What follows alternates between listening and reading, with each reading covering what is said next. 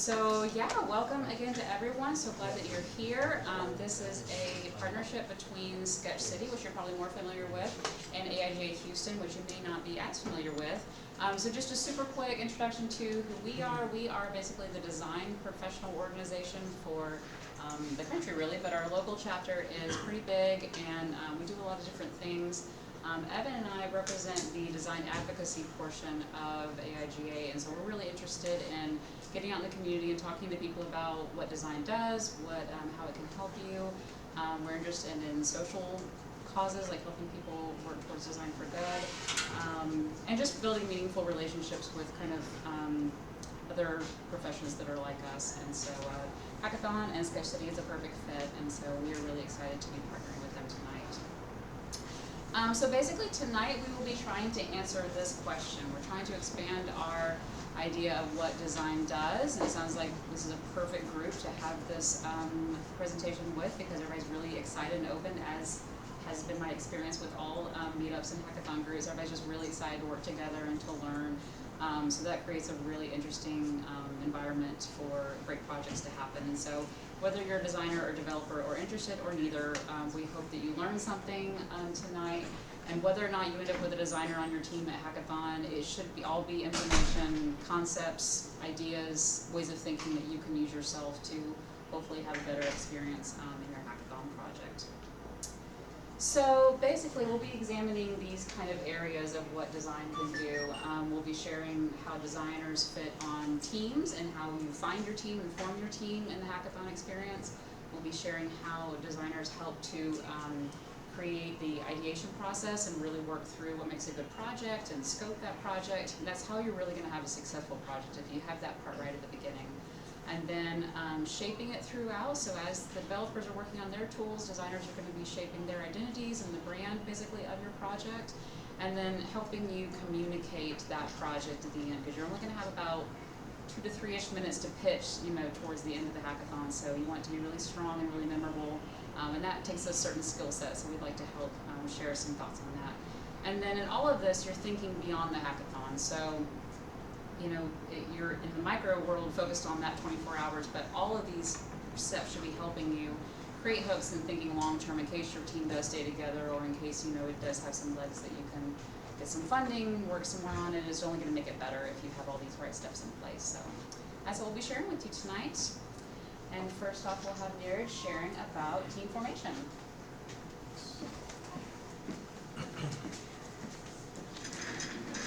Okay. Long time no see. I think my part is actually going to be, I think, a little bit different from everybody else's. For one thing, I'm not a designer. I have no design chops whatsoever. I want to present the perspective of, what designers brought to the team in my experience, what my experience was working with designers, and just also more broadly, just in the interest of all of you having a great hackathon experience, I want to share some of the things that you can do early in the process to set yourself up for a great experience and a successful project, more importantly. So, for one thing, as I mentioned, I don't have any design chops, right? I'm the person in school who would, have notebooks filled with ideas, and I'd just be working on stuff, and then I would sit down and make the PowerPoint and just break down in tears because PowerPoint was really hard for me, and I still have some, I don't know, I still have some trauma from that. So I don't have slides today. So that's my excuse. I don't have slides. I like to use the whiteboard, so you may see me walk over there a little bit and just write down a few notes that I'm going to leave up there for the rest of the talk, and things that I think are important keynotes to kind of stay, to kind of keep in your mind. So I'll tell you a little story about my last year hackathon experience. I made a lot of friends, and I'm really happy that we're still friends and we're all here today. And I'll tell you a little bit about how I met these people. So the first day in the morning, for a lot of you who haven't been to a hackathon, in the morning, usually it's kind of, you're a little unsure, you show up and you're like, okay, I don't really know anybody, I don't really know what I'm going to work on, I think this could be fun, but I'm nervous because I don't know who to talk to, how to start talking to them, what we're going to work on. And so I was sitting down and I was like, you know what, I'm just going to start talking to people. So I started talking to somebody next to me. Unfortunately, he's not here. Niall was another one of our teammates. And I just said, hey, what are you working on? And he pitched me on his idea. I pitched him on my idea. I won. And I was like, I'm going to work on this thing. And but the reason I really wanted to talk to him is because I wanted us to team up to do the first thing, which I think is really, really important for any problem, which is, in order for me to talk to Niall about my idea, we needed to define and agree,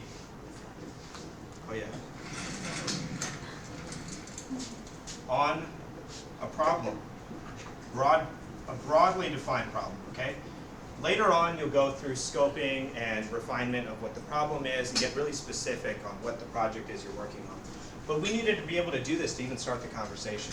So it's helpful if you have a sense of, okay, I'm talking to this person, here's how I talk to this person, and here's kind of how we can just start iterating on what exactly we're talking about. Are we talking about the same thing? Try to get towards that thing. Define and agree on a problem. Another really important thing that's important, really, really important, that's why I keep saying important, communicate through the whole hackathon. A lot of people think you go to the hackathon to work, you go to the hackathon to hack. No, you go to the hackathon to talk about the problem. The more you talk, the more you agree, the more you decide what you guys are working on, the better your project is going to be. That's not to say you don't do any work, but you do the right work if you talk about what you're doing and you agree with your teammates. So that was an important start. Then what happened was I was standing there, and actually Michelle was sitting right in front of us. She overheard us talking about it, and she was like, these guys don't seem like complete idiots. I think maybe I should turn around and talk to them. So she said, hey, I was thinking about working on that too. And then we said, wait, or who said? You said it. Michelle said, hey, I think I heard people across the room also talking about the same problem. Again, we had a sense of the problem definition. What were we all going to work on? So she was able to say, and other teams were talking about that. We just picked up and moved over to where those other people were. And I think Jaime, V, and Carla were sitting there. Okay, Carla's not here today, but they were sitting there. They were already talking about this. They were already really intently, focused. And we were like, hey, we're joining your group. We're going to talk about this. And we'd all sat down. Whiteboard came over. I don't know how that happened. Someone brought a whiteboard over. Who's really obsessed about them. Just dragged one over, and we were sitting there around this whiteboard. This is all, let me remind you, like the first 20 minutes or so of the hackathon, right? All of us were having a great experience already. Why? Because we actually were able to start talking to each other. Only in the next step did we start realizing that we have completely different backgrounds. So that was an important thing. So we were able, the whiteboard came over and we started just writing down our names. We introduced ourselves to each other. Mind you, very few of us knew each other. Evan knew Michelle already, and that's how Evan joined our team. But like, we didn't know each other, so we wrote our names down and we decided skills and interests. That's what we started talking about. And so through communicating, we were able to align these two things. How are our skills and interests going to fit with this problem that we're talking about? Okay? That helps us start to carve out the piece of the problem that we're actually well equipped to work on. And then later on, we get into the idea of scoping. This is another piece. Scoping is kind of the evolution of this stage. Scoping. And then communication comes back in. When you start talking later on in the hackathon, you need to be able to, if you're able to communicate with each other about what you're working on, then you should be able to communicate better with everybody else, right? The audience, the judges, and the community about what you worked on and why it matters. I left out a really, really important person. We mentioned her name, but really, really important. The reason we decided to work on this problem. I was actually ready, as excited as I was, and as much as I was pulling everybody together, I was ready to just like walk away, go to another team. Because I needed one thing to be there. And I knew already that this was really important. I needed somebody who knew what the heck they were talking about. None of us had very much experience. I think Michelle had the most experience in this problem domain, but none of us really had much experience or knowledge about the problem we were all going to work on. No matter how much we liked each other, no matter how much we communicated well, if we didn't have that knowledge base to draw from, we wouldn't have had a good project. And so that's where the really, really important piece that I'm going to draw that's, I think, maybe unique to what I'm talking about, or actually no, I think other people will talk about it a little bit, but I'm still going to do it in pink. Subject matter expertise. If you can get one of these, then that is a huge, huge head start. If you can't get one of those, you need to find one of those. Like, you just need to make it happen. And there are people around the community, people around the hackathon, who will hustle to try to find you somebody to talk to. Before you can really do that, you need to know who you want to talk to, and this really helps with that. Being able to understand what the problem is that you're trying to solve. Okay, I think, did I run out of time? A couple minutes. Yes, Okay, you can nice. have my time too, pretty much. Okay. All right, I'm gonna keep going We then. just share what our project was, and they gave mention each team's gonna share something about it. About the project. Yeah, what our project and things, just So, general. okay, so maybe you're wondering what the heck did we work on this team that. I'm wondering also. Yeah, I want to keep it general because I want it to apply to everybody. But we worked on a human trafficking project. Specifically, it's about sex trafficking, and what we wanted to find out was, out of all of the advertisements that are on the webpage, these are all just basically ads for illegal sex services. What was the trends and the volume of those ads? Were there any keywords in those ads that we could find that led us to believe that these might be incidences of human trafficking? And beyond that, we needed to be able to understand what the trends were to look for, what the patterns are, and that's really where the subject matter expert came in, right? We would have been spinning our wheels for a long time trying to get a handle on this, but that person was able to say, hey, I work on this day in, day out for years. Here's what we know, here's what we don't know, and here's what would be really nice if we could have. And then we take that little piece of what would be really nice if we could have, and we take our skills and interests and try to fit those in there and try to come up with something. Because whatever we come up with in that space that aligns between skills and interests and what that subject matter expert has validated is going to be useful. And it makes such a big difference to your project when you can move forward in good faith that what you're building is actually already validated and useful. So that's what happened there. Is that good? Okay, I think that might be everything for me. Oh, wait, there's one other thing I wanted to tell you about, which is the city is still using the thing that we built, which is really awesome, right? A piece of what we built is still in use, and that was really, really encouraging. All of us want to get back together and work on the next thing. And the day of, I mentioned I was ready to leave my new friends, because I was looking for that subject matter expert. I decided I was going to work on the project between human trafficking and homelessness. And this year I want to work on homelessness, so I think hopefully we'll find the right people to talk to. That's it. Awesome. So next up is going to be a little bit of a team effort. We've got some friends here who you probably saw we merged the ideation workshop that was going to be last Saturday with tonight, so you didn't miss anything. You're going to hear it now. And so Jane and Meredith and Miranda are going to come share about ideation and scoping.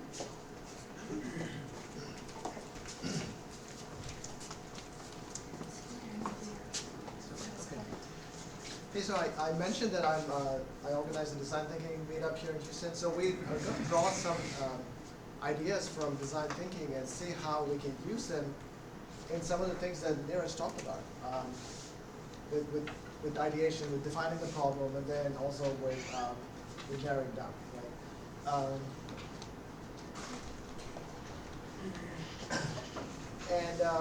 We're going to actually share some specific tools you can use for the different stages of this thing. But I wanted to also talk about, in general, the design thinking mindset and how they can be useful in a hackathon setting, right? So, like Neeraj said, defining the problem is like an important thing that you shouldn't skip, right? You might, when you meet somebody at the hackathon, they might have an idea already, or you might have an idea already, but don't stick with that.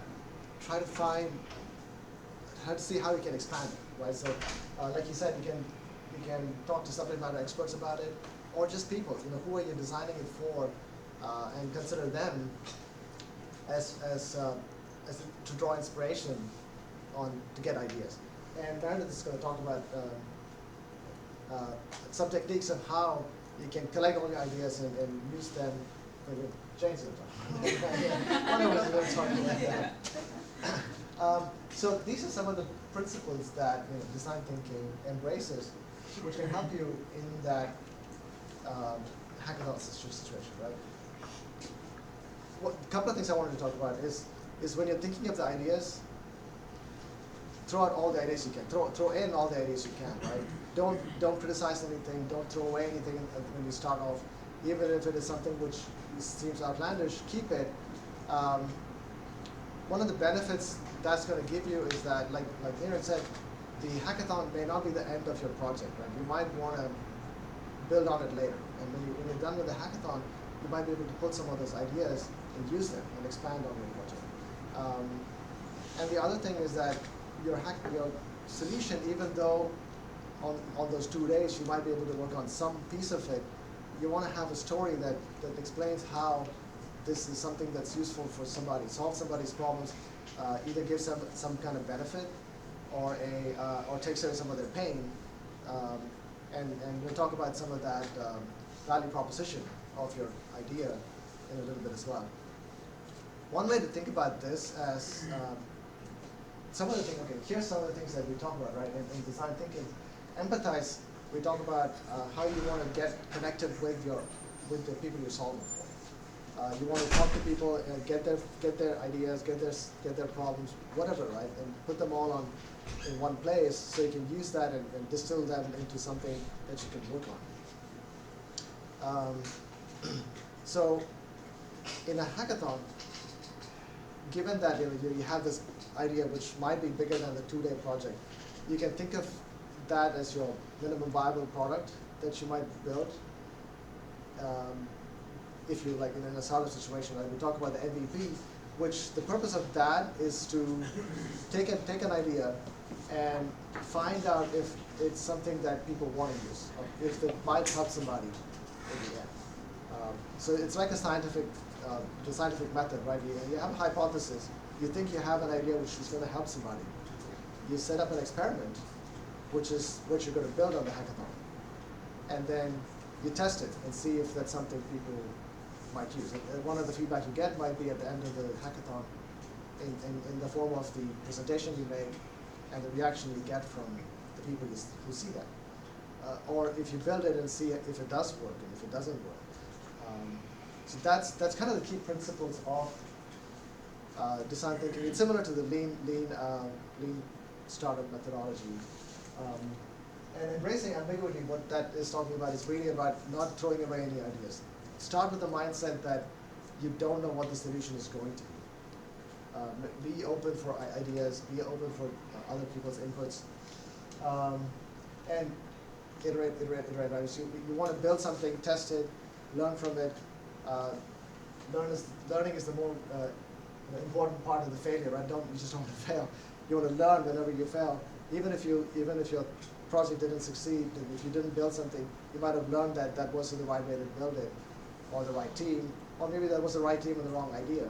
You want to always be thinking about what you can learn from the experience you had. So essentially, I guess my point is that think beyond the hackathon. Think of the project as what you would like it to be. Take a piece of it, which you think you can do in 2 days, and test it out.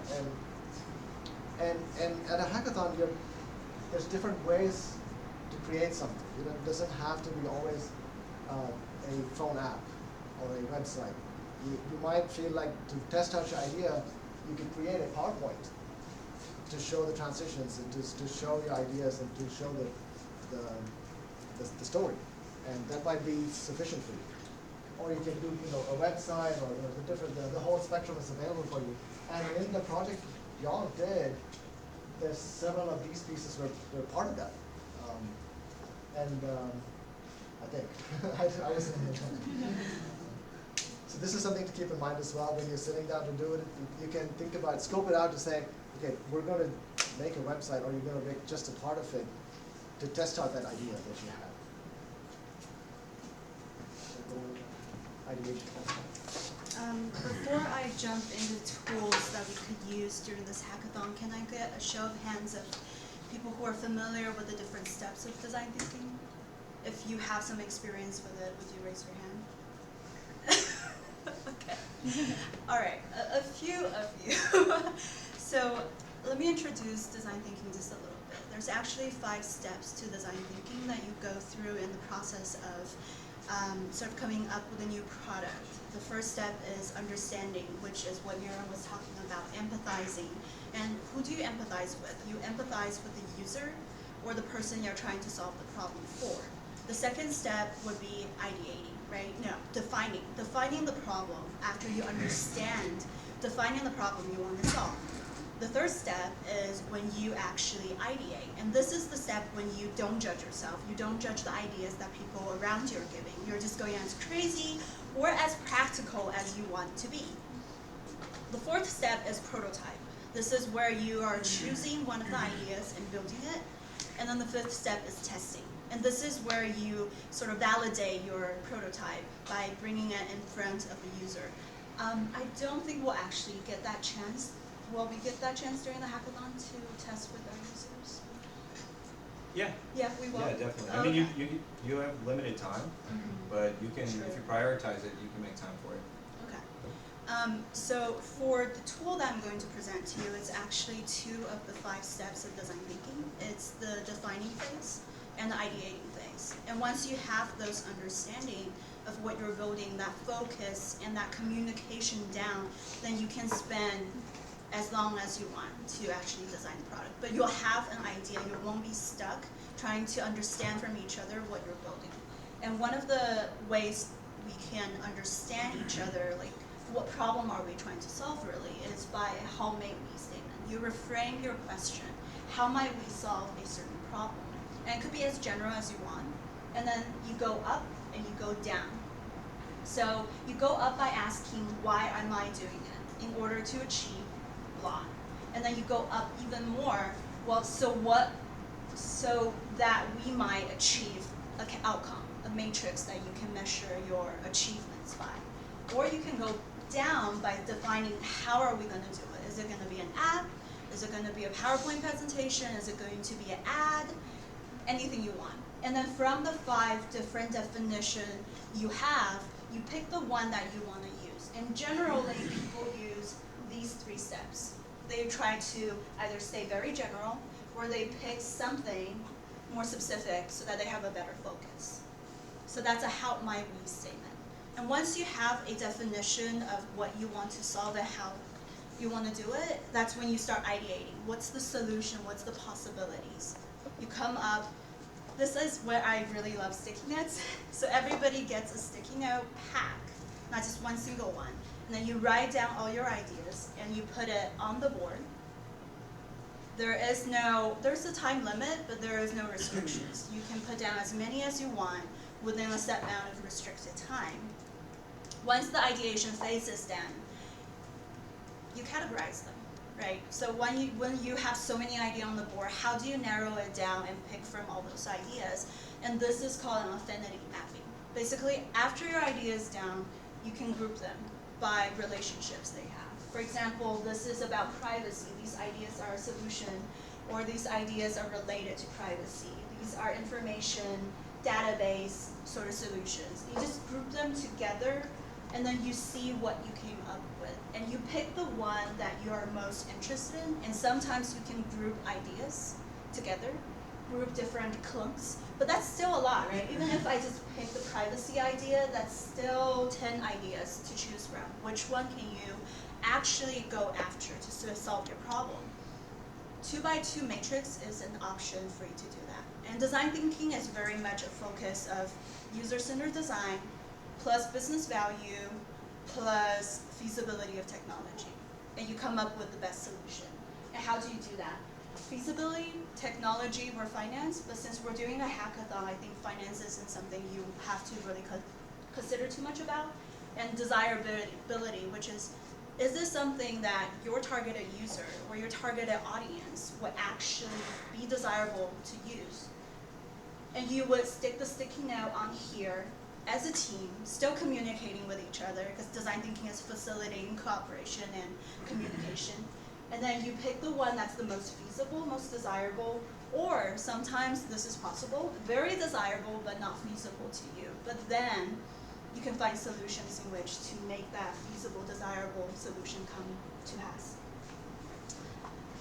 So with that being said, I'm going to pass it on to Meredith to discuss other tools to further develop your ideas. All right. So once you've completed your 2x2 matrix, you can take those ideas in the ideal quadrant and take a step back and kind of get a gut check. Some of these steps are things that have already been discussed, but it's really important to make sure before you jump in, competitive analysis. That's maybe a scary sounding phrase, but it's really just Googling to see what else is already on the market. See what's been done, see what has been successful, what has failed, and try to identify opportunities that you can make your idea better than what exists. A lot of that can be achieved by the quality of your subject matter expert, and we're working very hard to bring those people to our Tuesday night weekly events so that you can meet them, float your ideas to them, or they float their ideas to you, and we can kind of match make an expert to each team. Like we've talked about, verified users. So these first 3 steps would be really helpful to have done before you come. It's not necessary, but the more foundation building you've done ahead of time, I feel like the stronger it can be. So ask your subject matter expert who their target user is and what background information they have about that group of people, because you're not supposed to build a project for yourself. Sometimes you might fall into the target user group, but you should be learning as much as you can about those users that are not yourself. Realistically evaluate the impact and complexity of the project, and that's where the matrix helps you. You have to keep communicating, and it's good to shoot for the moon, but you can shoot for the moon once the hackathon is over, but be really realistic about what you want to achieve during that period of time, because otherwise it can incite tension. Set a firm timeline for yourself. Once you have everything plotted out, take those things in the ideal quadrant and say, okay, what is easiest within this time frame? Plot out the easiest goals, the medium goals, and the major goals as milestones on a timeline so that you can clearly define your success criteria. That's what you want to have done by the end of the hackathon and what you want to have done at different phases after the hackathon if you choose to continue. So one of the tools that can help you achieve all of this is called the Lean Canvas. I'm not really familiar with the Lean method. I know that that's a whole other big thing that has its own set of terminology, but I'm a visual learner, and so I like to see all of the ideas on a canvas at one time so that I can make sure that I'm not forgetting anything. So we'll send a link to this. Everybody will pool the slide deck and their individual resources, and we'll send it out. So you can have this if you want to print a copy for yourself. So just kind of zooming in on it, define your problem, which you hopefully have done earlier. The point of this canvas is not to be a final artifact that you'll turn in at the end of the hackathon. It's really just a worksheet for your team to use as a communication tool. So put as many ideas as you can on here. You'll refine it more later, but this is a great place to just house everything. So define your problem. After you've done the matrix, plot out your best solutions here. Your key metrics is kind of your success criteria. How do you want to measure your success? Your unique value proposition, that goes back to your competitive analysis. What's setting you apart? And make sure that you've considered all of those options that can help you. Channels, how are you connecting with your stakeholder? You have to be realistic about that, and that's where the subject matter expert can come in and really help give you that context. And then customer segments. An example of this that you'd use in marketing for like an email blast. So who are you marketing to? Are you marketing to moms or working parents or whatever? That may not be what your project applies to, but thinking through what the needs are for those specific groups. And then, once you have team consensus on this, you can refine it to help you for your presentation and for your project itself. But get a really clear kind of mission statement together so that you know what you're working towards. So I like to think of this kind of like Mad Lib. So we're working to improve the lives of whom, that's defined by your subject matter expert as well, who need, what do they need specifically. Your product category, think of ways, think of this like an elevator pitch. How would you very succinctly communicate the value to someone that you would like to invest in your idea? So try your best to categorize it. If you don't have a super pithy name yet, that's fine. Don't let that stop you. Collect your key benefit statement, what sets you apart and what's your value. Unlike the competitors that you looked at in your analysis, who instead do whatever they do. So this is something you can refer to during the whole hackathon to just kind of recenter yourself. It's also great to use in your presentation, which you'll hear more about from our other speakers. And we'll send these out that you can practice with on your own. Tuesday night, we're actually doing a project ideation open hack night. So we'll pull up the idea list that everybody has been contributing to, take some example ideas, and use these to practice together. So come hone your skills with us on Tuesday. So we'll pass it over.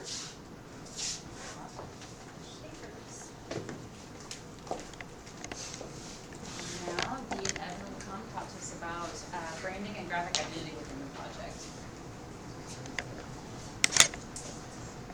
So now we're going to talk about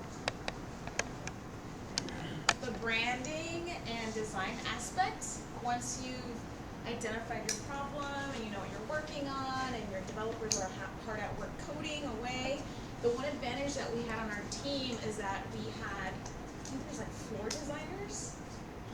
Michelle, Evan, myself, and Emily. So we had 4 designers, right? We weren't really into coding as much. So that gave us the opportunity to get together and really talk to Carla, who was our subject specialist.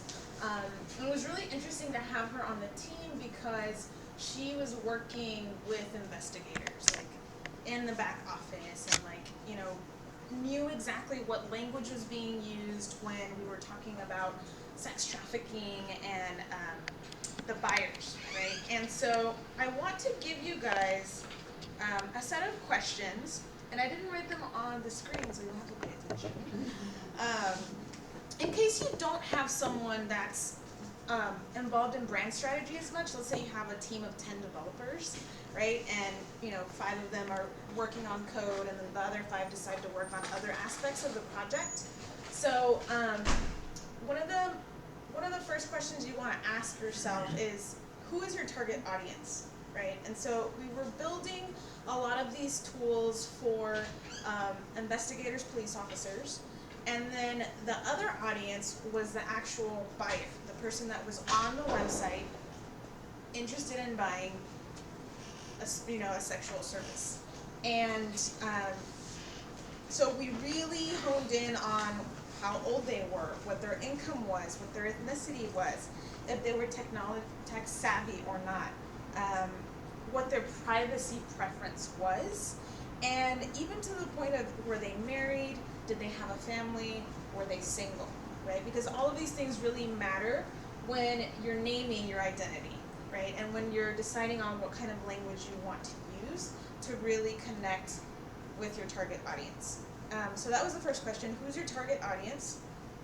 The second question is, what language will your target audience be the most affected by?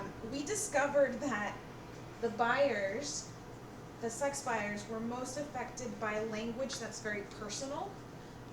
So you, how it's going to affect your family, how it's going to affect your friends, and even your health. So taking that into consideration, in building the language, the brand identity, in the tools, for example, front page, right? If you're buying a sexual service, you don't ever want to associate yourself with being on the front page of anything. And then we went with John's Beware. And there was a little bit of conflict that was happening between John's Beware and Buyer Beware. and we were going back and forth between Buyer Beware and John's Beware. And the reason why we stuck with John's is because John was what investigators used, and what a lot of people who were purchasing sex knew that they were John's. And so we decided to stick with John's Beware versus Buyer Beware, because Buyer is super vague, super general, and John is way more personal. The third question, let me repeat the second question. So what language will your target audience be the most affected by? The third question is, what images are your target audience most attracted to or deterred from, right? So this was actually a screenshot of a raid that had just happened a few months before, I believe. And it was like 200 or 400? It was like 400 Johns that had gotten busted, and these were all their mugshots. So these are all real mugshots, right? And so again, you know, is it something that they can identify with? Is this John going to identify with a mugshot of someone that looks like them, or are they going to identify with a picture of a girl that's like shackled, right? Like really thinking about realistically, like what images are going to work. The fourth question is, who are your allies? So who are you building this brand for, these tools for, and who are the people that are going to be using them the most? So we identified that police officers would be using it, Good Samaritans would be using it, and of course Johns would be targeted as well. And then once you've answered all these questions, your last question is, what name speaks to both your target audience and your allies? And so this is how we really landed on John's Beware. We were going back and forth with Carla and really asking her, you know, like, John's is more impactful than Buyers. Being on the front page is way more impactful than anything else, right? That hits home, that's personal. And then really also what I was thinking is beyond the 24 hours, right? Because you have 24 hours, so you want to make everything speedy. And if your team does stay together, which we did stay together and it was awesome, we really felt that John's Beware could be branched out into so many different other tools if we ever wanted to make anything else or add anything else to the project. And that's it as far as the questions go. So I really, really strongly recommend that you guys use the questions, right? You'll go back to them and like everyone else said, like don't throw away any ideas. Like really write every idea down. Because John's Beware was actually the first name that we came up with, and we switched over to Buyer's Beware, and we came back to John's Beware again. So yeah, it was a super cool experience. I really, really hope that you guys make it out to this hackathon. And Evan's going to talk a little bit about the design process and toolkit stuff.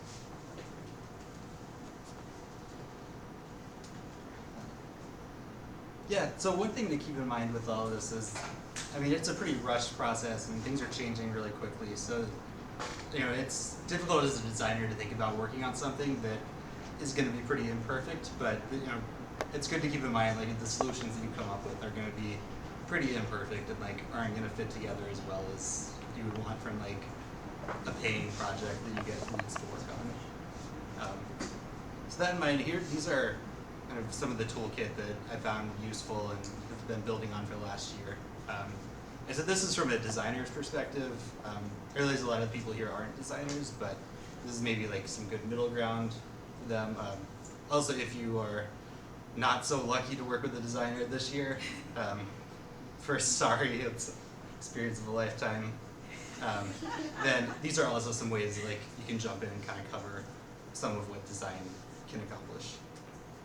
So iconography is a pretty important one. I mean, especially in a city where ballots are printed in 3 languages.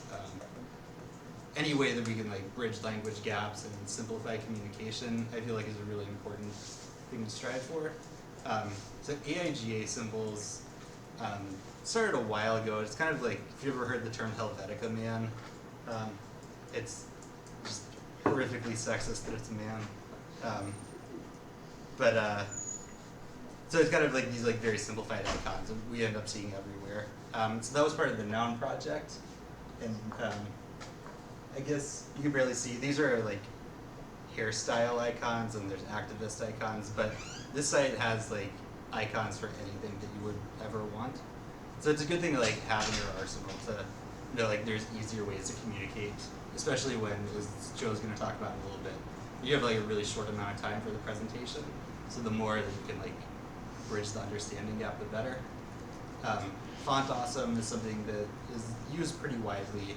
I like that one a lot because you can use the vector set and you can also use it online. It's super easy to embed in a website. So that's something, we didn't use it on this project, but it's something that I've used a lot in the past. And that's good to keep in mind too, just so you have consistency between the slide deck and the website or app or whatever solution you want to go in with. Type, if you're not a designer, you're working with a designer, just call it typeface, don't call it fonts. Just don't even worry about it. So that aside, Google, we'll call it Google Typefaces, is a really good solution. You can use it on desktop and you can use it on web. The more consistency you get, the easier it is to kind of envision the whole structure of the project. And then my personal favorite type foundry is GrillyType. And one of the reasons I like them a lot is they give free trials. So I think if you've ever looked into buying typefaces, the prices are pretty staggeringly high if you're outside of the industry. And you definitely don't want to spend that for a hackathon project, but GrillyType has free trials and they're also really cool. It's even just picking a good typeface that like fits the mission of what you're trying to do, something that's gonna like raise the profile of the project by a lot. I don't know, my basic style is to use like one of 4 different typefaces. So in this one, we used Akarat Mono because why wouldn't you? But yeah, just finding something that's like, you know, not a, and I'll say that real quick, free trial typefaces are not the same as free fonts. Free fonts are just like embarrassing. Don't do it. If you think about it, just call me over and I'll have an intervention. So another thing, this is not going to be news to most people here, but any designer should have like a good text editor installed already, just for anything that may come up. Atom is the best. It's free, it's great, looks cool, and yeah, you can't see it that well, but this is a grandma that's using it. So if you are lucky enough to still have a living grandparent, then send it to her. She can use it too. Then some web frameworks that make sense from a designer's perspective. So we use Bootstrap on this one. A lot of people on the team, Neeraj, Amanda, she is not here, Jane and Meredith, we all collaborated on the Hackathon site too, which was built in Bootstrap. Something like the column nature of it just makes sense if you have been working as a designer for a long time. I imagine a lot of people here might be knowledgeable about this, but it's something with a really short learning curve, and there's a lot of good templates that are already set up. You know, it's a tough ground that you want to have a really good presentation for it, and the website is a good way to do that, but you also don't want to spend like a ton of time building the site from scratch. So Bootstrap is something we found was super useful. And then in the past year, I've more gone towards Tachyons, which is like a CSS toolkit, which I find, again, from a designer's perspective, is a lot more sensible way to write CSS. But Bootstrap is cool too. And then there's always Squarespace also, if you don't have anybody in your team who has web experience. GitHub Pages was a really important one. I had no idea what this was, and I just like bluffed my way through it last year. Neeraj and Amanda were like, "You know what GitHub Pages is?" I was like, yeah, of course. And then I like, took my computer and said I was going to the bathroom and watched. You disappeared. Yeah. So it was something that I could pick up pretty easy, and I'm an idiot. But it's a good way to like again, like not have to pay hosting fees and just get set up really quickly. Yeah. Never let on that you don't know it. Yeah, visualization is another thing that, like, depending on the project you work on, may be a good way either to like envision the problem and start on that, or as like part of the presentation also. So two ones that I found are really easy to jump into. If you have any mapping project, so this is one I worked on for another project showing demolition data, which I got from the Open Data Portal. It's called Mapbox. It's a free to use open source thing.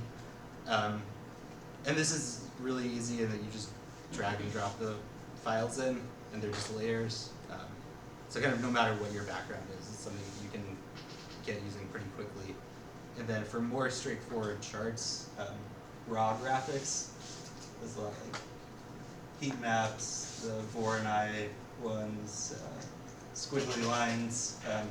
Basically, you just drop a spreadsheet in and then pick the way that you want to output it. So it's always great to have somebody like with specific data viz skills on your team, but if you don't have that, it's a good way that you can like get around that. And then also, if you have JavaScript experience, D3 is, from learning JavaScript to D3, there's a pretty short curve on that too. You have more flexibility than these ones, but and then the most important part of the toolkit is hilarious jokes. Obviously, this is just funny. The project is called John's Beware. And jokes are much funnier when you're like sleep deprived and all that. Trust me, this one killed. Yeah. This is when me and Evan actually became friends. It was like when he made this, I was like, oh man.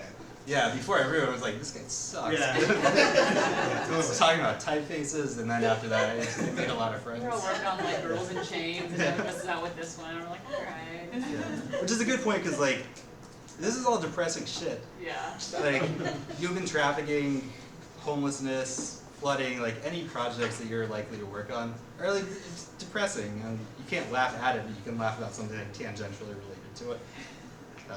So yeah, be hilarious. That's what I got. Awesome. Thanks. Thanks, guys. And that is Joe Skillman. He's going to come talk to us about the all-important pitch. You worked so hard, and now you have to prove its worth. Yep. Okay. So first I will say that I did not arrive at Hackathon until 1 in the morning. So I was kind of defaulted into the group that I ended up in because there weren't a whole lot left, and our group was working really energetically. In fact, throughout the night, we had a lot of people there. It was very fun. And when I first got there, I kind of just thought, I'll see like who needs coffee, who needs snacks, and just like go run buy a bunch of stuff, like take food orders, bring it back, and that'll be my contribution. And then I got there and I learned that everyone already had like sugar and caffeine up to their eyeballs. And so I kind of had to find a new role. And I am a designer and art director, but at the time it was just kind of like, what do you need? Tell me what hasn't been done. And they were kind of like, well, Michelle and Evan invaded this, and Michelle and Evan already did that. And I'm just like, oh. And we ended up coming to the conclusion that, I guess it was my first hackathon, so I was very ignorant of how the whole thing worked. Well, it turns out you do have to have a pitch at the end. And your presentation can be a deck, slides. Your presentation can just be what we actually ended up doing, which is just kind of launching our website and actually just kind of navigating and showing live how the different tools we built worked. It's really just kind of whatever you feel like you can put together in the time you have that gives you your best chance. Also fun thing, like they said, things were funnier in the middle of the night, and so I was there from 1 to 4 a.m. And this is actually when we discovered, we've been working on sex trafficking, which is a heavy, heavy topic, and we had actually been building a bot that had scraped language from Backpages ads. Backpages is the website where all of these kind of like sex for sale type ads are showing up. So we had scraped them, scraped their emojis, which there are many, And Niall, who Neeraj mentioned earlier, was working on a bot that could kind of re-decipher all this content we'd scraped and post new ads completely by itself. So we weren't writing them, it was posting them. Niall's been working on this with us for hours, and suddenly, in the middle of the night, we realized that Niall is in high school. And we have been having all of these conversations about prostitution and sex trafficking and images and really awkward emojis with a guy who's like over here and he's like 16 years old, and we all just kind of were like, oh, this is hilarious. Anyway, so that was a good time. So, all right, you've worked all day and all night. You have 2 minutes to present and sell. You probably don't have time for things like introductions. You have to go very fast. So something designers are good at, or writers, my role could have been done by anyone with experience in copywriting, brand management, content generation, et cetera, et cetera. We're good at taking lots of information and distilling it. But throughout the night, you have to actually help us with that process. So we might be asking different members of the team, what are you working on? Okay, what does that do? Why does anyone care about that? And just kind of trying to fit together your story. This is what we built, this is how it works, this is why you and our community should care about it. So I know it's tough when you've been working all night, but you have to be a little patient and actually help someone who is maybe not a developer to understand what you're working on and why it's useful and how they can translate it. So that was what probably my first 3 hours were spent doing, is just asking questions, trying to get a handle on what everyone was building. So when you get to start your pitch, you have to go quickly. Step one is just connect the content to your audience. If you want this project to live on past, the 24 hours that you've just put into building it, you have to make people care about it. So that's the judges. There are a lot of people that just kind of show up and listen. The other teams, you have to make a case for why they should care about what you're building. The design of the presentation itself, if you're lucky enough to have a designer on your team, they can make it look very professional, which kind of helps your viewers mentally make the jump between kind of this mishmash of stuff we've been frantically working on and where you can see it going. Like Evan said, if you have someone who can help draw diagrams, icons, data visualizations to kind of help make your case, that's wonderful. But we didn't even make it that far.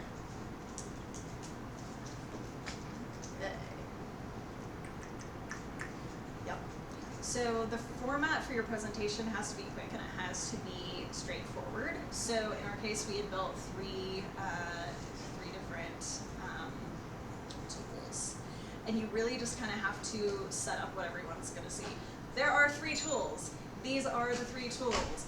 This is how they work together. This is how they work independently. This is why you need them. The end. Short and sweet.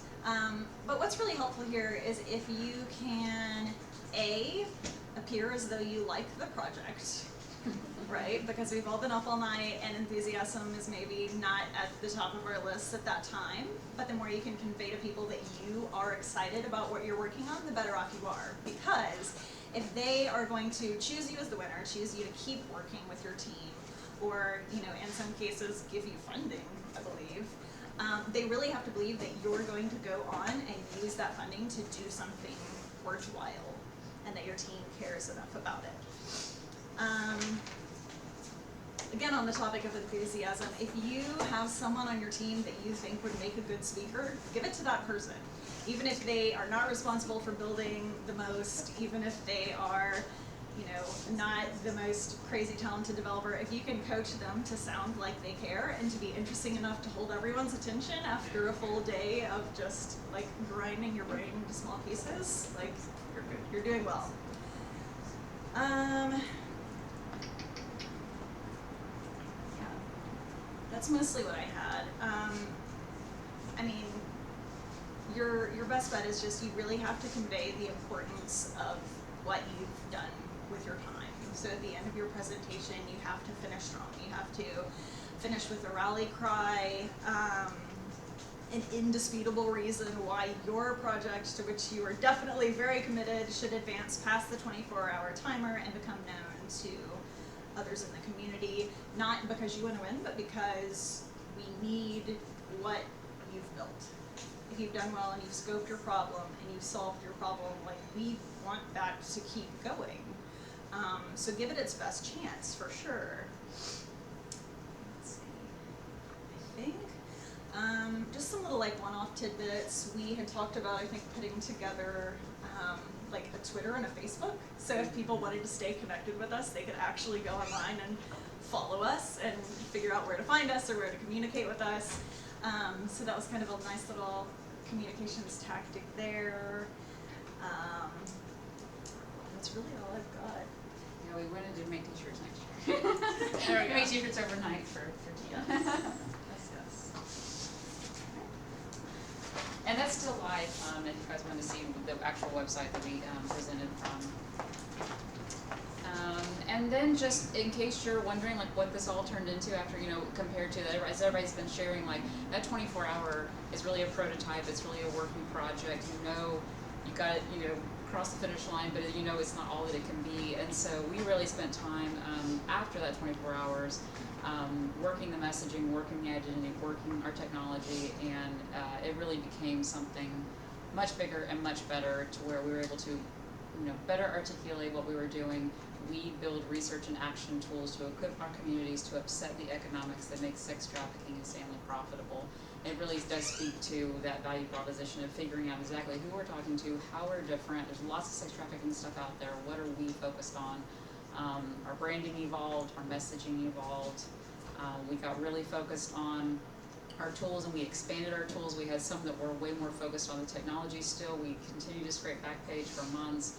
We, you know, developed a better campaign series of fake ads that our Johns would see based on what we knew about them and what would motivate them to stop buying sex. So we, you know, developed our messaging there. We got more involved with mapping the spas and figuring out, learning more about the spas and where they're located and how they work and how to shut them down. Could that be part of our, you know, tactics? We also got really excited and expanded into some action tools that were totally not technology based, but were able to be built based on the things that we learned with our technology.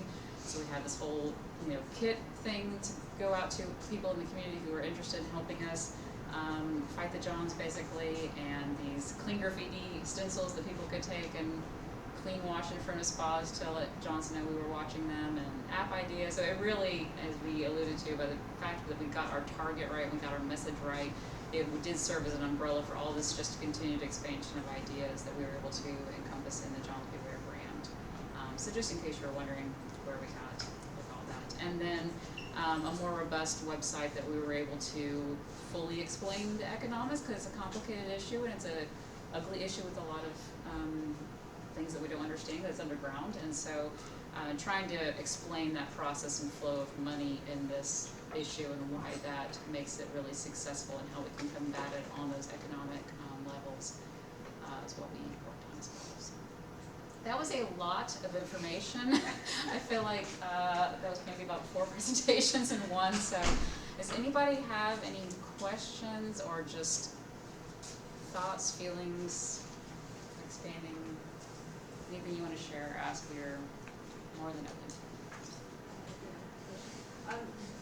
With the subject matter expert, did you guys hook up with that person at the hackathon or scope that out and find that person before? We found her that morning, Neeraj, and I like heard her talking with me in that group. And really like two rows apart. It was just like So she was already. she was there though, and actually, was she the one that had posted the She project? posted something on GitHub, and that's how I find. She was her, so it was her project that she started, and that she basically started as our client then, you know, so she pitched the idea, we ended up finding each other and finding her. And I mean, literally the format in the room was so helpful because she like sat right in the middle, the designers on one end, developers on the other, and we just kept peppering her with questions the whole time, you know, how does this work? Is this helpful? You know, and then she would fine tune us with it. Really everything that you saw in that whole design thinking exercise was really loose and really fluid and really fast. And so those are all really good like concepts to keep in mind, but it's gonna move really quickly as you go, especially when you have your content expert there kind of giving you new information as your project evolves. So yeah, it would be awesome to find that person ahead of time, even if you can't find her the day of. And we even kicked around some ideas about having people have different colored name tags on that at the hackathon. So like, you can find designers, you can find content experts, you can find developers, and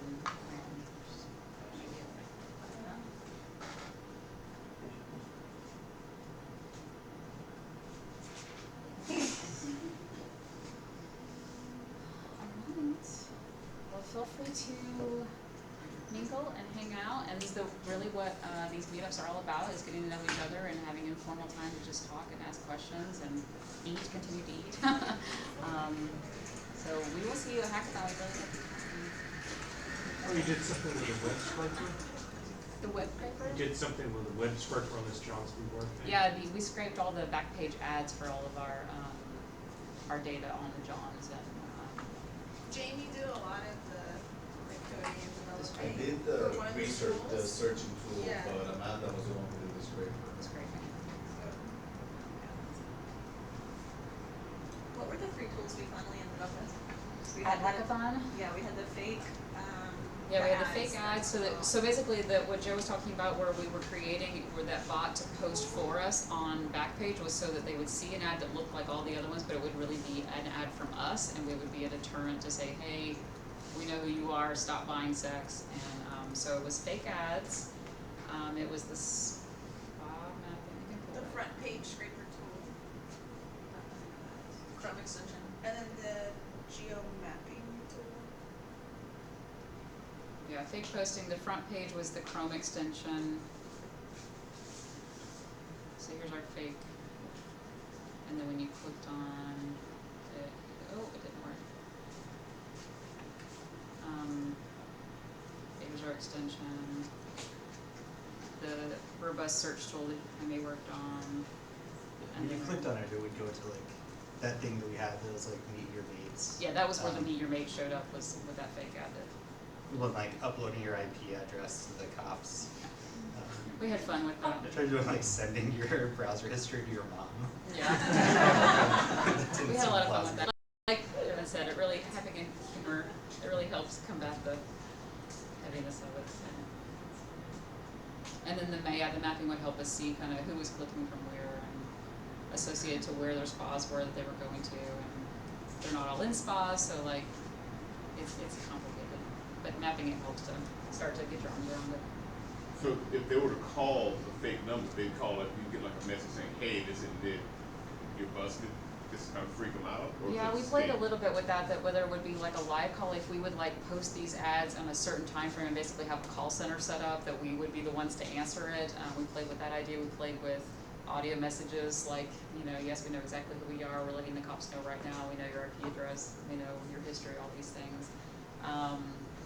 What were our other fake responses out of We that? even like started contacting other states that had other ideas and other tackling the problem in different ways. So like it really branched out to a lot of connecting to other states. And another idea that I think it was Portland had,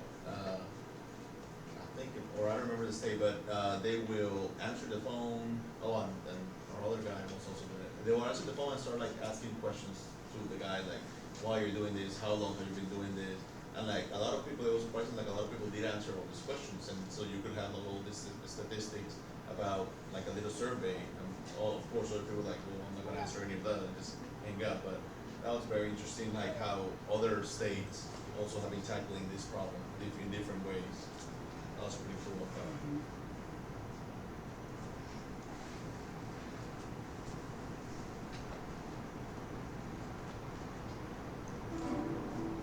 What are the judges? Or how's the judging go? The judges different each year, is that correct? Yours, do you know? Yeah, the judges are different. They're different every year. Yeah, you'll usually have somebody from the city, at least one person like from the city government, and then a handful of other people, community organizers, community leader people. Yeah.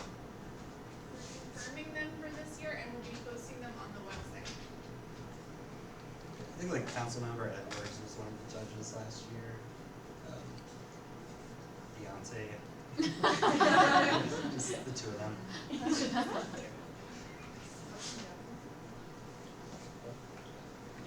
That's the one thing I wanted to say about this hackathon especially, is that the experts are there.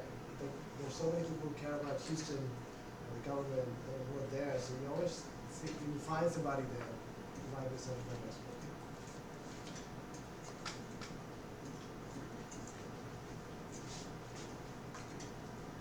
Awesome. Any other questions about the hackathon generally, or Does anybody want to just like shout out what they're hoping to work on, or what their ideas are? Like we can kind of, we got a little more time, so we can kind of ideate together, do whatever. Anybody? Everybody wants to go home? No, I don't think you want to go home. I think you want to stay here. You want to stay here. All right, I guess we can just kind of, yeah, be casual. You guys can talk to each other. The other thing is, I think it is really helpful to start the process now. Like, you can imagine you're in that room on the day of the hackathon, and you're just like, hey, who are you, what are you working on, what do you want to work on? I think that's a good thing to just get started now. I mean, I wish we had started early, we would have got even more done. So I think the goal of a lot of these workshops that we've been planning is to really try to move the process up forward so that we can just have everybody like really have a similar experience to the one we had. We had a great experience. We want everybody to like kind of be able to participate in some of the same steps that we went through. Yeah, so does anybody, I shared mine. I said I wanted to work on homelessness this year. Does anybody else have any ideas? Yeah. I'd like to have a tweet bot that maybe scrapes Twitter for hashtags like there's a down power line here or there's something wrong, and just say that people like it to maybe tweet out that we're about to roll the truck to a specific destination, or I don't know, something that allows people to communicate with governments a little bit better, a little bit faster. So a tweet bot that responds to people's complaints about things going on around the city. Okay, that's a great idea. That's cool. Anybody interested in Twitter, you should talk to Imani. Yuri, what? Oh no, I thought you were going to ask if people have other ideas to share. I'm interested in Twitter, that's cool. Yeah, what's your idea? Okay, I was looking at some of the available data sets, and the crime data was pretty interesting.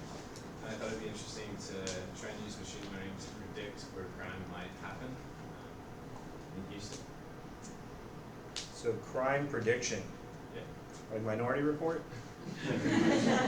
Still my project idea. Okay. No, we can talk about that later. Yeah, fine. We got to find the Oracle somewhere. That's right. Yeah, bring them back. Yeah. Cool. Anybody else? Ideas? Are there any? I knew he was going to suggest that. What's that? I think he was going to suggest that. Oh, okay. Cool. Anybody have? Does anybody have concerns? Maybe you talked about a bad experience. Let's talk about that if you're comfortable. Sure. I guess the whole thing was scoping it, right? I think we had a very it was too much of a project to do within the time limit. I think we were trying to build the idea was to build an app that will alert a driver or disable your phone to not let you drive or something. There was something to do with stopping texting and driving. Texting and driving. Yeah. So I think part of the problem there, like maybe if y'all don't mind, I can get to this point. So maybe what happened there, and something worth mentioning and talking about, is so you had an idea, you talked a little bit about the problem, you defined and agreed that like this would be a cool thing to do, right? You were able to communicate about that, I think. You started here. And then your skills and interests, right? So you wanted to work on it. I think everybody was probably interested. I think that's an interesting problem. The skills is another thing. Another thing I should actually write here is resources as well. So skills, resources, some things cost money or need materials as well. You don't want to make sure those are in place, at least to build proof of concept. And so you may or may not have had the skills or resources to do it. But then the other thing is, it would have been great to get that validation as well. Like, would people use this? Am I going to use a phone that stops me from texting and driving and stops my car or stops my phone or whatever? Like, I don't know. Like, you got to talk to people, figure out who's going to do that. Also, maybe you could have talked to people in the city government who have an interest in stopping. Maybe, traffic police or people who are like first responders to accidents and see what their experiences were. There would have been people to talk to about that. So I think that would have been really interesting as well. And then this is really the key step. This piece where you take your skills, your interests and resources and align it with what you have validated as useful is really important. And sometimes it's you have to just, nobody likes this answer, but sometimes you have to say, yeah, this is not for us for right now, and you have to just kind of try to pivot or move around to this space a little bit until you get that alignment. I think that might have helped your experience. Yeah, we came into it without an idea. We spent a lot of time discussing what we could do. We didn't have like a subject matter expert in any area. We were all just there to figure out an idea and work on it. Yeah. So, yeah, it could have helped if we planned it beforehand. Yeah. That, or, you know, even on the spot, it can happen. I think that, like, I really think that emphasizing, you know, getting some validation, external validation from anybody, right? It could be a subject matter expert, or it could just be somebody who you think might use the thing you're doing. Hey, would you use this? What would be useful about it? Getting that validation is crucial. I think it's a lot of fun to show up to a hackathon, especially if you already know some of the people and you want to just, hey, we want to just work on a thing. Let's do something cool. I shared the experience with John's Beware. We all shared that. The hackathon before that, I didn't have a great experience. I mean, I had a good time with my friends. I was trying to work on homelessness in that one, and I didn't know what the heck I was doing. And we tried saying that it would be useful to, and I'm not making fun of this idea. I'm making fun of our execution. We tried thinking it would be useful to go talk to homeless people and to like tell their stories and like profile them, kind of like, you know how like the Humans in New York thing, like really try to show like, and basically give them a voice and let people hear them and understand them and get to know them. We thought that'd be really good. And so we tried building this thing, but we didn't talk to anybody about it. We were just like trying to build an app, and we were trying to build a platform for it, and we were trying to make it look good and all that without talking to anybody. And it turned out that what we built, probably nobody's going to want to do that. Nobody's going to want to read it. Nobody's going to want to participate in the interviews for it. Nobody's going to want to maintain it. So it was a learning experience, right? Like Naren was saying about, you know, failing and learning, right? So I think those were the things we really learned, was that we needed that validation. We were starting in the right place, right? We were able to start here, right? So we talked to each other about this, but we didn't really, and we kind of got here, but we really didn't get here. I think this is really, really important for everybody to prioritize, especially the earlier you do it, the better. And then once you get to the point where you feel good about where your alignment is, and you've scoped the project, we got to learn about a lot of tools for scoping, you know, and you start building, this should be an iterative process. And this is really what all of us were talking about. We were talking about really talking to each other. We were communicating to each other, right? Everybody, even as new people came into the team, we were talking, we were trying to get validation, and then we were rescoping or adjusting and building. And this iteration process is really where the real progress happens in a hackathon. So embrace that process of getting the feedback early and then just continue it throughout. One more thing I want to add about this is that in this hackathon, if you get stuck with something like that or anything, you could maybe find some of us and or someone else, the organizers, and say, "I'm stuck. We're stuck over here. The team's stuck over here." Maybe they can guide you or put together something else and help out. Right? Yeah. Maybe talk to Neeraj. He might help you. Yeah, I'm going to be busy working on something, so I'm going to be hiding and working. Or maybe Evan, he can find a joke for you. Yeah, Evan will come in and inject some humor. Evan's also extremely talented and being really way modest, but everybody on this team was extremely talented, and I was blessed to work with them. I think that the important thing that I did right, and I didn't mention earlier, the thing that my biggest contribution to this project was giving each of these people like a voice and space to do what they do, to really find where they fit in. And that was where most of my effort went, and I had like many times return on that effort, really trying to see how we can get each of these very extremely talented and passionate people involved. So, you know, that's always a role. That's always a role on any given team. Yeah, I think I really am interested in hearing what people's fears are. There's a lot of people who didn't come to the hackathon or haven't been to one yet. So I don't have any design or programming background, and I think my concern or my fear is I could sort of get fixed on the idea that I have to come up with an app, but then seeing the slide, knowing that there are other solutions that I could come up with, it makes me more comfortable. But still, I hope that you guys could expand more on that slide and talk about like what we could come up with to solve the problem or sort of present on. Okay, so can you repeat that? Sorry. I zoned out and then I got distracted by this thing, but I really do want to know what you Yeah, so the fear is, because I don't have any technology background, and I thought usually what people present as a solution is an app. But then seeing a slide in the deck that you could do like a computer bot, or you could do a PowerPoint presentation, Yeah. or you could do a website, it makes me more comfortable that there are other things I could present as a solution instead of just an app. Absolutely. So if you guys could just expand more on what each of those are, I think then my mindset will shift away from app, from all the Is this other the slide you were talking about? Yes. Yeah, so I'm really glad you asked that question. So the question was, do you always have to build apps? A lot of people think that you come to a hackathon to build an app. I think no. I think these are often the least useful thing to build in a hackathon. Those are the most complicated sometimes, unless it's very basic, and it's gonna take you a lot of time, and it's not easy to show on the presentation. So sometimes you can have like a prototype of how it might look and how it might work, and it looks pretty cool. And basically that's it, because making an app in 24 hours is really hard. So I would stay away from and if you want to go the app way, make it look, this is how it's going to work, this is how it's going to flow, this is how it's going to help people, but not even try to go all the way, maybe building an app. That is.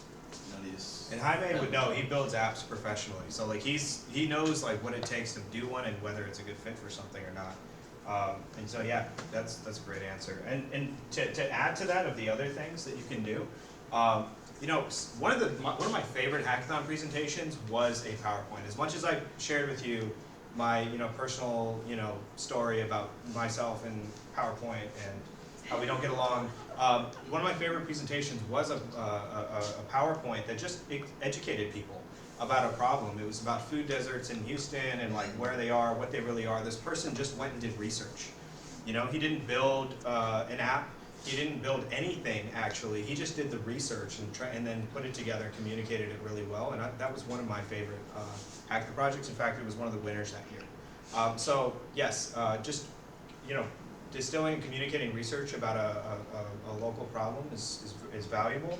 And then working your way up, a website, just some data visualization, for myself as a data nerd, I would love to see somebody just do a bunch of statistical analysis and like show a bunch of complicated like statistics, but I don't know if that will ever happen, or I can't guarantee you'll win, but I think that'd be really cool. Maybe the crime thing, we could do something like that.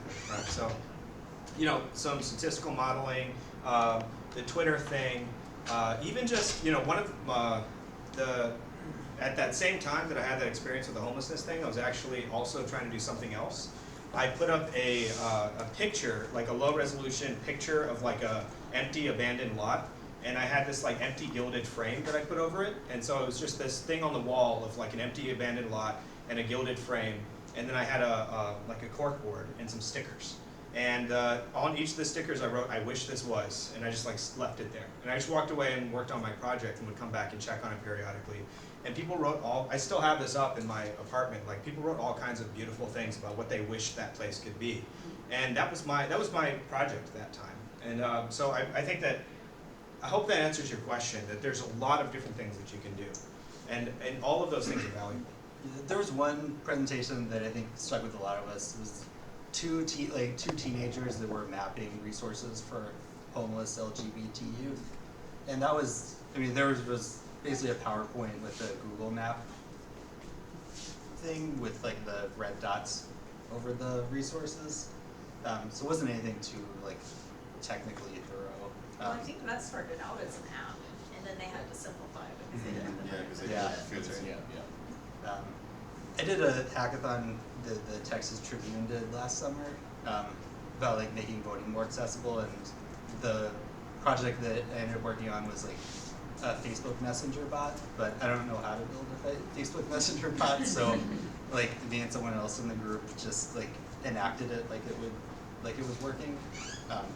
So a lot of times like if a project's gonna have real impact, like you're gonna have to like work on it after this. So even just presenting it is a good way to like find people who are interested that could fill in those skill sets. It's mostly like a good idea. And so I had an thing to share.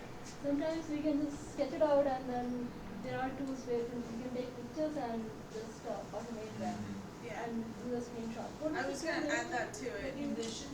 Envision, yeah. So There's an app people use to prototype their applications, low fidelity applications called Envision, and it's free. All you have to do is screenshot, and then you can link up to the buttons that you draw out, and then you can click through. So it looks like an app, but it's not a function. So that's a little. So basically you can draw your app designs and you can have buttons and then you can make those buttons clickable, screen out to screen. So it's as simple as drawing and then making applications. Another thing that I would encourage you to do also is you could essentially be like a Carla, right? If you have a passion, you have extensive knowledge about something and you know that there's a problem in there, you come to the hackathon and you say, I need developers, I need designers to help me build whatever. And Carla came to us and she wanted specifically an app. Do you remember that? Yeah, She we wanted pushed back. specifically an Yeah. app, and we essentially had to talk to her and be like, hey, it's not feasible. Like, here are the things that are feasible. Like, we can give you this app, we can give you this tool, and it's gonna be better. And then we can work on the app after the hackathon. So. And that turned into the search tool, right? Yeah, and that turned into that the was search turned tool. into Like, the she piece that didn't, you know, requested, she didn't ask for a search tool. She didn't ask for any of these other things. She came to us wanting an app, and we essentially saw like, well, what can we actually get done in 24 hours? So if you're just passionate about something, have a bunch of knowledge, just showing up to the hackathon and just being like, this is my idea, this is what I'm passionate about, like, who wants to join me? And then, like, Carla was just sitting there, she was just like throwing information at everyone, right? So like, you essentially could be our Carla, obviously not Carla, but similar. Yeah, I mean, even if you wanted to show up and you are not a designer or developer and you don't have those skill sets, just like when I got to Hackathon, Carla had actually left. I've still never met her. So I was actually just having to like Google and learn a lot of the stuff myself, but it was helpful because then I had gathered some factoids that, you know, if someone else in my group was like, would it be helpful if we did this? Do people need that? Does that exist? Like, I was just like, I will look. And while they got to keep working, I would be able to come up with an answer to the question. Yeah. So there are tons of different ways to plug in and be useful. That's going to be super useful because the more people you have on your team working on the research aspect of it, like the better presentation you're going to have. Yeah. Any other project ideas and or fears about the hackathon? Yeah. Oh, yeah. Go ahead. Related to your an idea you mentioned about your relating to homelessness and interviewing, I feel like it could be something gun violence related that like put a face, name, victims of gun violence. Mm-hmm. I don't know, could be a place where anyone could easily talk about this person just so they're not like a statistic. Yeah.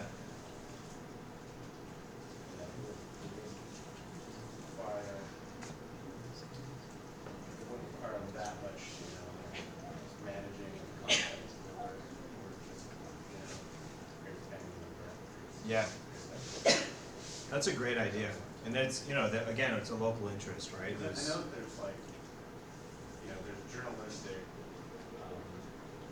projects like in Chicago or LA or whatever, like LA Times or Tribune or something will devote like they'll like create a profile of just, you know, high school kids just because like Yeah.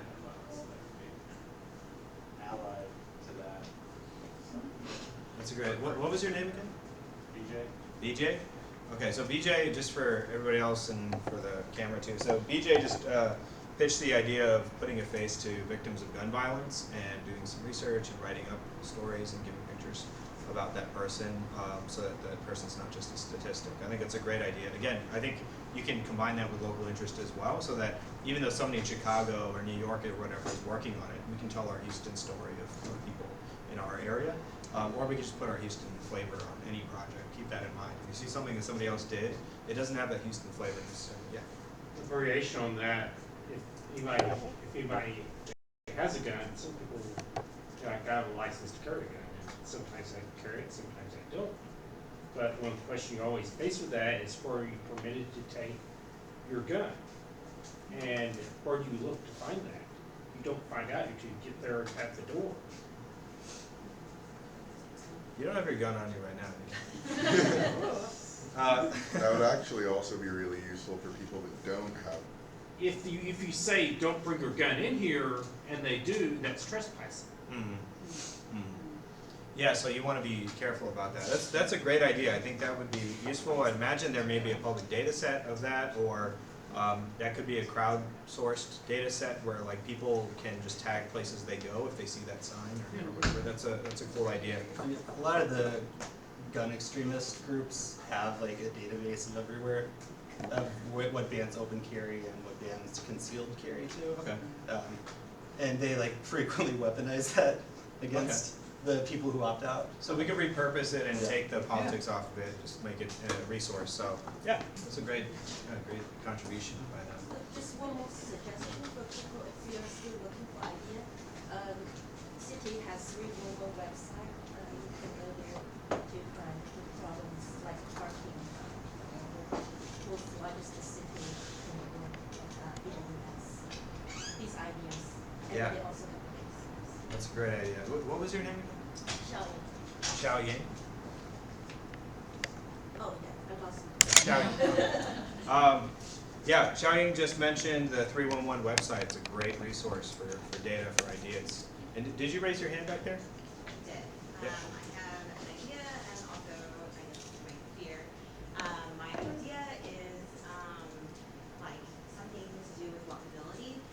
So I live in the Heights and the sidewalk conditions are absolutely awful.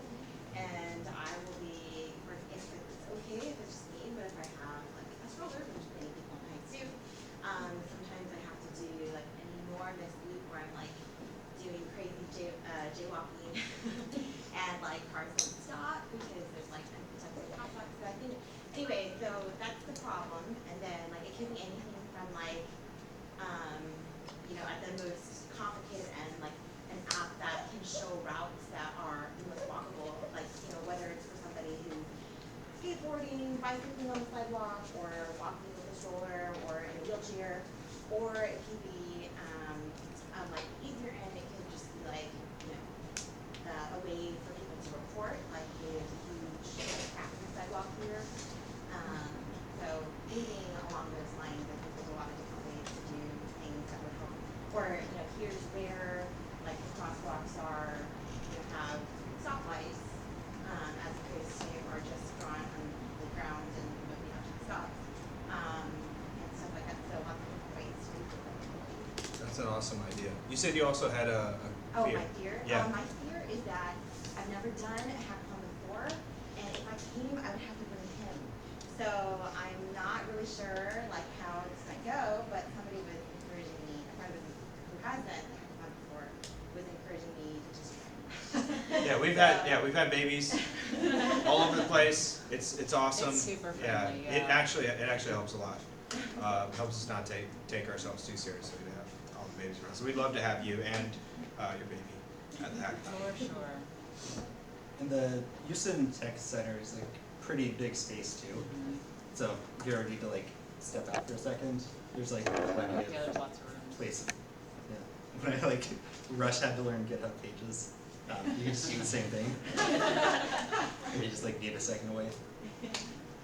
And cross that mystery off the list. And you can blame him when you go. Right. I like your idea too though because it has a Now lot I'm of. very knowledgeable about that.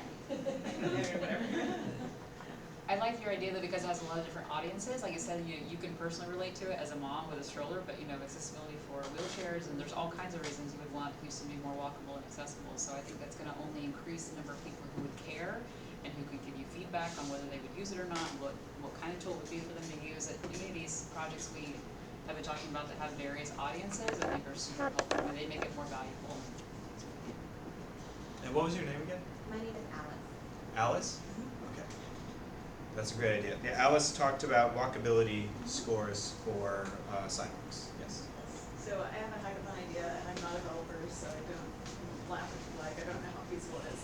But I've always wanted to use traffic data from Google to determine if there are like individual decisions drivers can make that would make an impact on the actual amount of traffic that you face in a day. or learning how to merge in a more effective manner, like just kind of like individual choices we can make. I know there have been some studies on like the quickest way to merge, but I would love to just figure out if like we could use phones and traffic data to learn about those things. And then I'd love to get our like news media outlets to do like a week test of it, where we actually just try to like roll out to the city, like these are the 3 things we're gonna focus on. We were faced with this situation, make this decision, and then we can actually like review at the end of the week and see if we were able to make a dent in the amount of traffic or how people behave with certain traffic patterns. That's an awesome idea. Yeah. I really wish we all would do that. Okay, yeah, the zipper merge, by the way, is what that came out of that research. Is that just to let every other person in, we'll all get there faster. We'll all get where we're going. Yeah, like if could we all agree Roverneck for like under 2 seconds? That's faster. Yeah, that's a great idea. I love it. I like that too because it incorporates not just technology. I think these ideas become really human when they're not just, like there's a technology aspect you have to build, but like getting the news media involved, I think it's really cool. They have like these tentacles that attach a lot of different things we experience. Awesome. Any other ideas, fears? Okay, well, hope we all meet again at the Hackathon and hope you all have a great experience. We'll see you there. Thank you. Yeah.